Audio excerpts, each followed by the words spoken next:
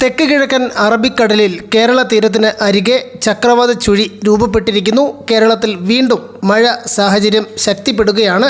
കേരള തീരത്ത് ശക്തമായ പടിഞ്ഞാറൻ കാറ്റ് നിലനിൽക്കുന്നു. ഇതിൻ്റെ ഫലമായി വീണ്ടും വ്യാപകമായി കേരളത്തിൽ ഇടിമിന്നലോട് കൂടിയ മഴയ്ക്ക് സാധ്യതയുണ്ട്. ശക്തമായ കാറ്റിനും സാധ്യതയുണ്ട്. ഡീറ്റെയിലായി വിവരങ്ങൾ നോക്കാം.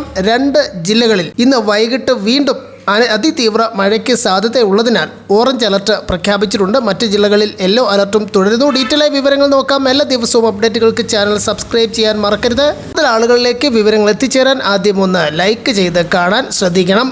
മെയ് 31 മുതൽ ജൂൺ 2 വരെ ശക്തമായ മഴയ്ക്ക് സാധ്യതയെന്ന് കേന്ദ്ര കാലാവസ്ഥാ വകുപ്പ് അറിയിക്കുന്നു.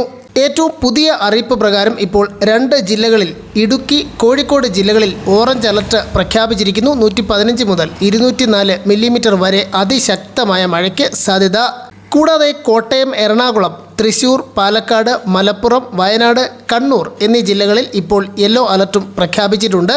നാളെയും മറ്റന്നാളും എറണാകുളം, ഇടുക്കി, മലപ്പുറം, കോഴിക്കോട്, വയനാട് അടക്കമുള്ള ജില്ലകളിൽ, കണ്ണൂർ, കാസർഗോഡ് ജില്ലകളിൽ 2-ാം തീയതിയും യെല്ലോ അലർട്ട് പ്രഖ്യാപിച്ചിരിക്കുന്നു.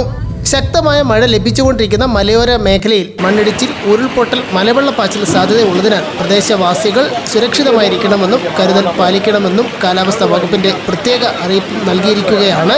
പുതിയ ചക്രവാത ചുഴി രൂപപ്പെട്ടതിനാൽ വീണ്ടും മഴ കനക്കും. തെക്കൻ കേരള തീരത്തും ലക്ഷദ്വീപ് പ്രദേശത്തും മത്സ്യബന്ധനത്തിന് പോകാൻ പാടുള്ളതല്ലെന്നും കർണാടക തീരങ്ങളിൽ മത്സ്യബന്ധനത്തിന് തടസ്സമില്ലെന്നും കേന്ദ്ര കാലാവസ്ഥാ വകുപ്പ് അറിയിച്ചിട്ടുണ്ട്.